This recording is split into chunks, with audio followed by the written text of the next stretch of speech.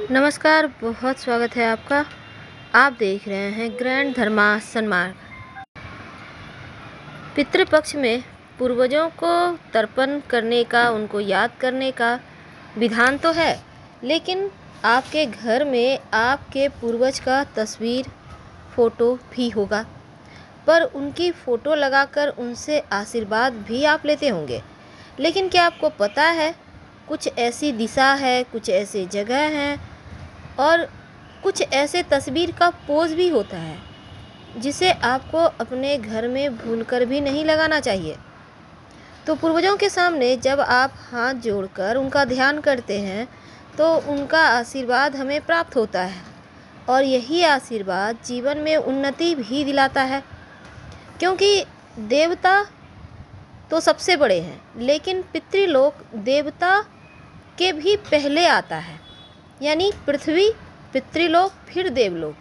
तो आपके पूर्वज आपके बहुत निकट होते हैं। जब आप उनसे बहुत ज़्यादा जैसे आप परेशान हैं या कुछ आप चाहते हैं, उनसे उनका आशीर्वाद चाहते हैं, तो उनको आप ज़रूर याद करें। आपका साथ वो देंगे हमेशा।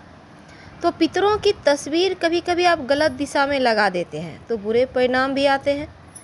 देखिए, सबसे पहली बात, पितरों की तस्वीर को कभी भी टांग कर नहीं रखना चाहिए। खूंटी में टांग देना ये सबसे बड़ा दोष पैदा करता है।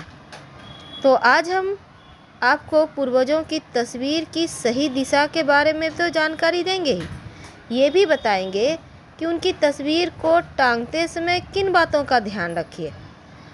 देखिए, ऐसा कोई भी, खासकर पूर्वज आपकी कोई महिला है या कोई भी है, तो ऐसी तस्वीर मत लगाइए कि वो आपका इंतज़ार कर रहे हैं। बहुत सारे लोग ऐसी तस्वीर घर में लगा लेते हैं, बहुत सारे पोज भी होते हैं, लोग पहले ही फ़ोटो खिंचाते हैं तो इंतज़ार कर रहे हैं। ऐसा तस्वीर मत लगाइएगा। और दूसरी बात, पूर्वजों की तस्वीर हमेशा दक्षिण दिशा में लगाएं।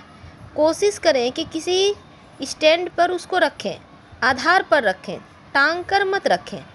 वास्तुशास्त्र में दक्षिण दिशा सबसे उत्तम दिशा है पूर्वजों के लिए।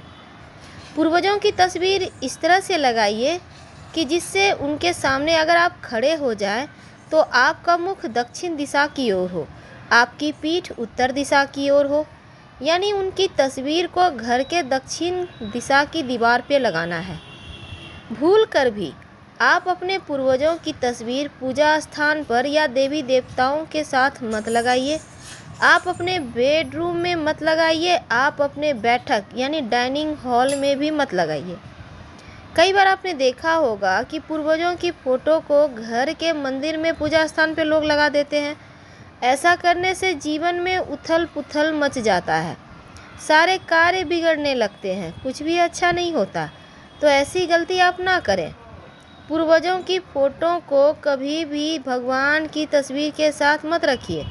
उस स्थान पर ऊर्जा में बहुत ज़्यादा मात्रा में असमानता हो जाएगी और फिर यह कहीं न कहीं विनाश का कारण बन सकता है। अब पूर्वजों की फ़ोटो लगाते समय सही दिशा, सही स्थान को आपको ध्यान में रखना है, और भूल कर भी ईशान कोण में पूर्वज की तस्वीर फ़ोटो को मत लगाइए।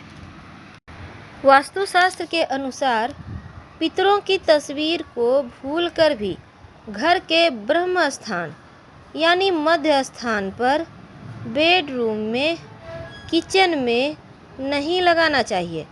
ऐसा करने से पूर्वजों का अपमान होता है, घर में पारिवारिक कलह बढ़ जाते हैं, सुख समृद्धि में कमी आती है। और शास्त्रों में कहा गया है कि घर के मंदिर में अगर आप तस्वीर लगा दें पूर्वजों का तो देवतागण नाराज हो जाते हैं, देव दोष लगता है। क्योंकि शास्त्रों में पितर और देवता दोनों ही समान समर्थवान हैं, दोनों ही आदरणीय हैं, लेकिन दोनों को एक जगह रखने से आपको सुफल कभी नहीं मिलेगा। घर में कभी भी उस स्थान पर पितरों की तस्वीर नहीं लगाएं जहां पर आते जाते नज़र पड़ते हैं। ज़्यादातर लोग भावनाओं में बहकर ऐसा करते हैं। ऐसा करने से मन में निराशा का भाव आता है। दक्षिण और पश्चिम की दीवार पर भी आपको यानी कोने में नहीं लगाना है, नहीं तो समृद्धि की हानि होती है। दक्षिण पश्चिम कोना में नहीं लगाना, और कभी भी जीवित लोगों के साथ मृतक लोगों की तस्वीर को मत लगाइए। ऐसा करना भी अच्छा नहीं माना। जाता है। ऐसा करना शुभ नहीं है, क्योंकि अगर आप जीवित व्यक्ति के साथ पितरों की तस्वीर लगाते हैं तो उनकी आयु में कमी होती है, जीवन जीने का उत्साह भी कम हो जाता है। ऐसे लोग डिप्रेशन के शिकार हो जाते हैं। वास्तु कहता है कि पितरों की तस्वीर को हमेशा आप ऐसी जगह लगाएं कि उनकी दृष्टि दक्षिण की ओर रहे। ये दिशा यम की है। अकाल मृत्यु संकट से भी बचा जाता है। और उत्तर पूर्व कोना में ना लगाएं। वैसे तो पितरों की तस्वीर को लटका कर नहीं रखना चाहिए, आप लकड़ी का स्टैंड बनवा लें, उसके ऊपर रखें तो अच्छा है। कभी भी अतिथि की नज़र ना पड़े पितरों की तस्वीर पर, इसका भी ध्यान रखें। फिलहाल विदा लेते हैं। जानकारी अच्छी लगे तब लाइक कर सब्सक्राइब करें, अपनों से शेयर करें और कमेंट में हर हर महादेव ज़रूर लिखें। धन्यवाद।